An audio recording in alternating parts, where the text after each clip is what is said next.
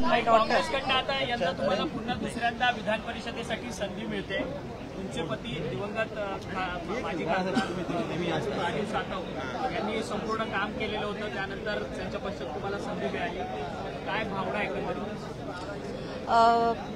मागच्या वेळेस जेव्हा राजूभाऊ सातव यांचं निधन झाल्यानंतर पक्षाने मला संधी दिली होती, त्यावेळेस माझी 2.5 वर्षाची टर्म होती आणि आता ती टर्म 27 जुलैला संपत आलेली आहे। परंतु मला आता पुनश्च एकदा पक्षाने रिपीट टर्म दिलेली आहे, त्याबद्दल खरोखरच खूप आनंद होत आहे परिवारामध्ये सुद्धा आणि हिंगोली जिल्ह्यातील सर्व कार्यकर्त्यांमध्ये सुद्धा खूप आनंदाचं वातावरण आहे।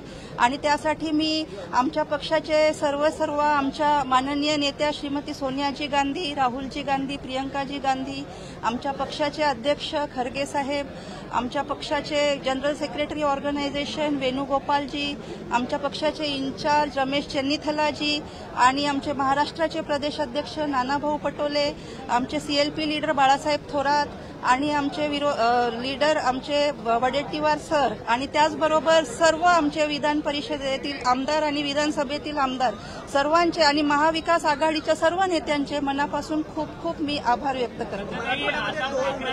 विधान परिषदेची निवडणूक होते, 12 उमेदवार या सगळ्या परिषदेच्या निवडणुकीमध्ये आहेत।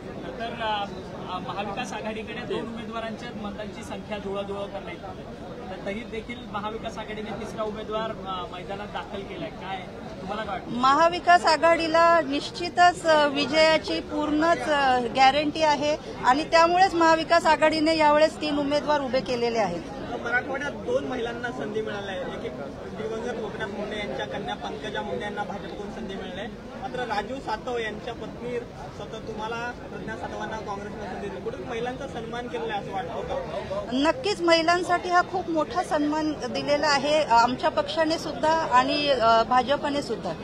मॅडम, कुठेतरी तिकीट घेण्यासाठी अडचण आली का? कारण की काँग्रेसमधून अनेक जण इच्छुक होते, थेट तुमच्या गांधी परिवाराशी सातव आणि गांधी परिवाराचे निकटचे संबंध असल्यामुळे सोयीस्कर झाले तिकीट मिळवण्यासाठी? नाही, कुठेही अडचण आलेली नाही। सर्व नेते माझ्या प्रदेश काँग्रेसचे सर्व नेते माझ्या सोबत होते आणि केंद्रातील सुद्धा सर्व नेते सोबत होते आणि त्यामुळे तिकीट मिळायला कुठलीच अडचण आली नाही। विधान परिषदेवरती मुस्लिम चेहरा देणार असं सातत्याने बातमी जी आहे ती काँग्रेस नेत्यांकडून बाहेर येते, परंतु अचानकपणे तुमच्या नावाची घोषणा केंद्र स्तरावर झाली। जे काही मायनॉरिटीच्या नेत्यांना देणार होते, परंतु त्या मायनॉरिटीच्या नेत्यांनीच माझ्या नावाची शिफारस केली। त्यांनी सांगितलं की ताईंना 2.5 वर्षाचीच टर्म मिळालेली आहे, त्याच्यामुळे ताईला पूर्ण टर्म द्या आणि पुन्हा ते सगळेजण माझ्या पाठीशी उभे राहिले आणि त्याच्यामुळेच हे शक्य झालं।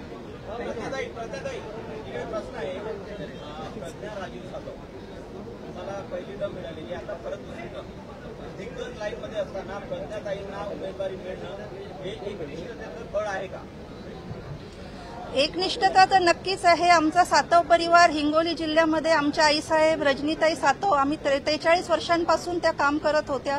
त्याचबरोबर राजू सातव यांनी सुद्धा 2002 पासून पक्षामध्ये काम सुरू केलं होतं आणि त्यांच्यासोबतच खांद्याला खांद्या लावून मी सुद्धा मागच्या 20 वर्षांपासून त्यांच्यासोबत सपोर्ट सिस्टम म्हणून काम करत होती। आज 43 वर्ष सातव परिवार हिंगोली जिल्ह्यात काँग्रेस पक्ष संघटन बळकट करत आहे, वाढवत आहे आणि त्याच्यामुळे नक्कीच हा एकनिष्ठतेचा सुद्धा फळ आहे। दुसरा प्रश्न असा आहे माझा, तुम्ही आतमध्ये होता निवडणूक निर्णय अधिकाऱ्यांच्या कार्यालयामध्ये नामांकन अर्ज दाखल करायला,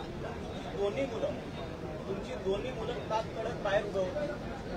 नाही, माझी मुलं ही गावावरून आली, काल रात्री गावावरून ते निघाले, रात्री 12 तास लागले त्यांना, ते सकाळी पोहोचले। तोपर्यंत आम्ही पक्षाचे सर्व वरिष्ठ नेते आले होते, त्यामुळे आम्ही फॉर्म भरायला गेलो आणि त्यांचे पासेस तयार झालेले नव्हते, त्यामुळे त्यांना बाहेर थांबावं लागलं।